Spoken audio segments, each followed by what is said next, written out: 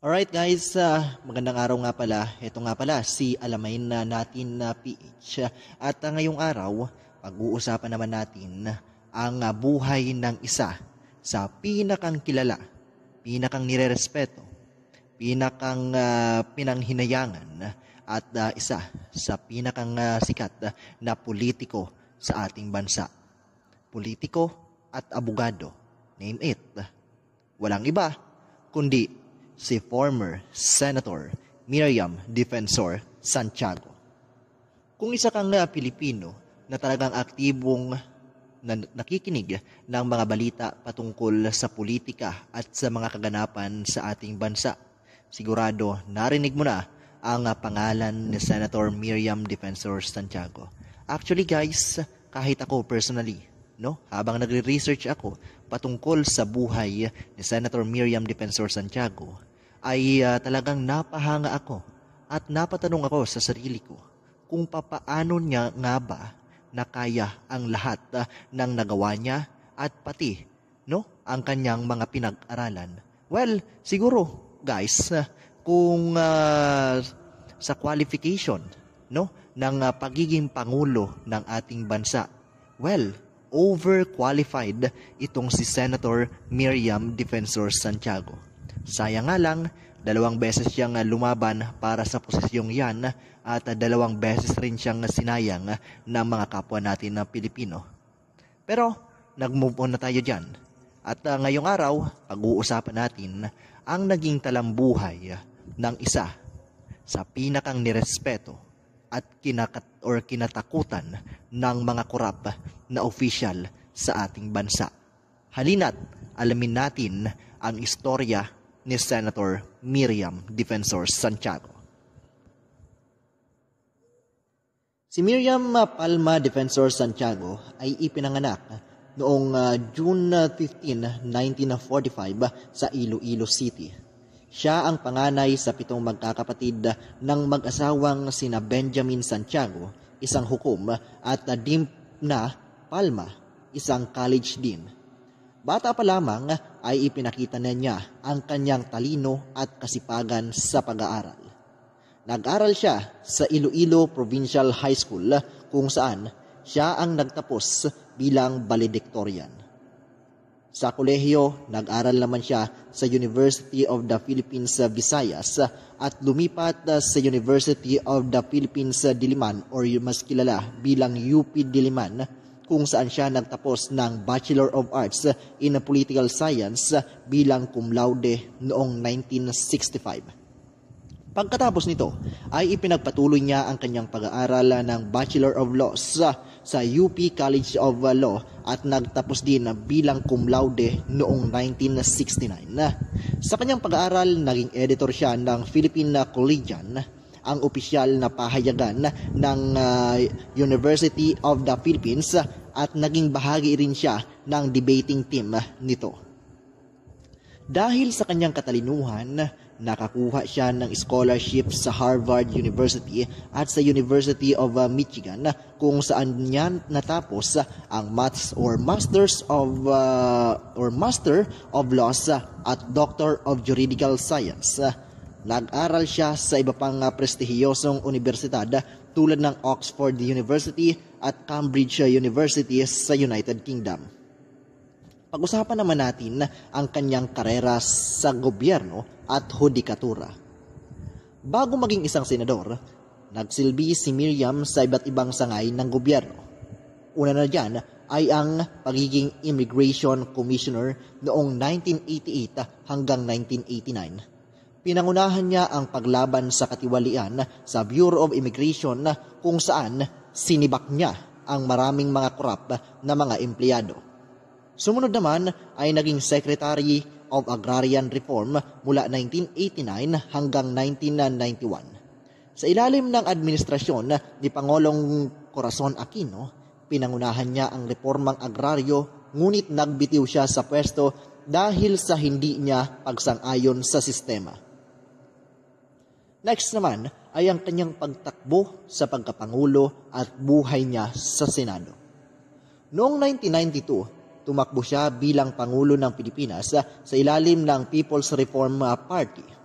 Sa panahon ng kampanya, nakilala siya sa kanyang matatalino at matatapang na pananalita, kaya't maraming Pilipino ang naniniwala sa kanya. Gayunpaman, sa kasamaang palad ay natalo siya kay Fidel Ramos sa isang eleksyon na sinasabing puno ng kadayaan. Pagkatapos ng pagkatalo, tumakbo siya bilang senador noong 1995 kung saan naging bahagi siya ng 3 magkakasunod na termino, 1995 hanggang 2001 at 2004 hanggang 2016. Bilang senador, maraming mahalagang batas ang kanyang isinulong, kabilang na ang mga sumusunod. Number 1 ay ang Reproductive Health Law. Number 2 ay ang Magna Carta for Philippine Internet Freedom. Number 3 is ang Anti-EPAL Bill. Number 4 ay ang Anti-Cybercrime Law. Siya rin ang naging unang Pilipinong miyembro ng International Criminal Court, isang pandaigdigang hukuman na humahatol sa mga krimen laban sa sangkatauhan. Pag-usapan naman natin ang kanyang karakter at katanyagan. Si Miriam ay kilala sa kanyang matatapang, matatalino at masasayang personalidad. Madalas siyang nagbiro sa kanyang mga talumpati, kaya't naging paborito siya ng mga kabataan at ng mga social media generation. Isa rin siya sa mga iilang politikong hindi natatakot na bumatikos sa katiwalian at maling pamamalakad ng gobyerno. Dahil dito, tinawag siyang Iron Lady of Asia at The Tiger Lady. Mahilig siyang gumamit ng malalalim na salita at Latin na phrases, kaya naging tanyag ang kanyang mga speeches at one-liners tulad ng I eat death or I eat the death threats for breakfast. I lied once, but I did not inhale. Ang sinungaling ay kapatid ng mga magnanakaw. Sunod naman, pag-usapan natin ang kanyang muling pagtakbo sa pagkapangulo ng buhay. Noong 2016, sa kabila ng kanyang sakit, muling tumakbo si Miriam sa pagkapangulo, kasama si Bongbong Marcos bilang kanyang vice-presidente.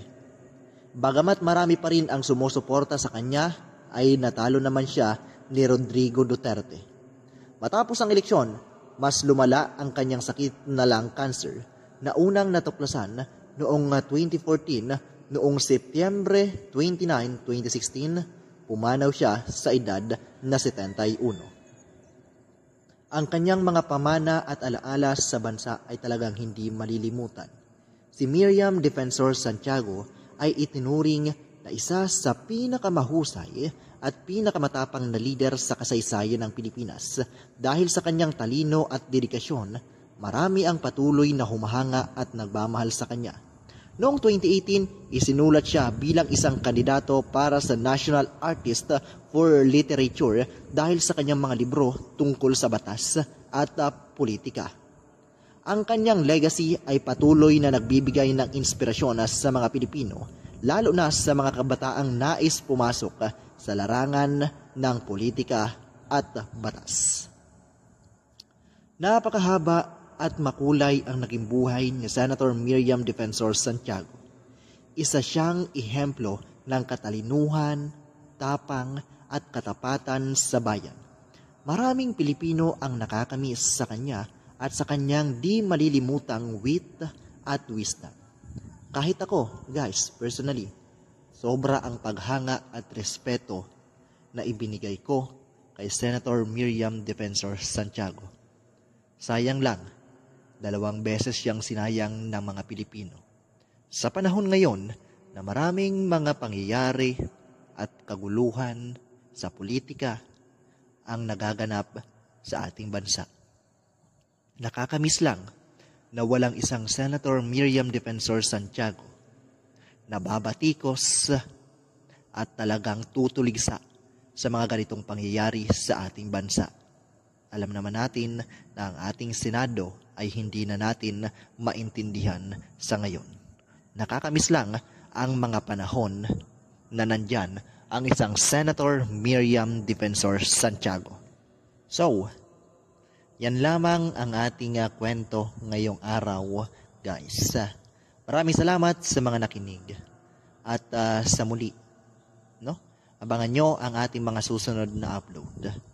Starting today, ganito na guys ang ating content dito sa ating munting YouTube channel. Kung nagustuhan nyo ang ating kwento ngayong araw, maaari kayong mag-subscribe sa ating YouTube channel para kahit papano matulungan nyo man lang ako na ma-monetize ang aking channel. Maraming salamat at magandang araw.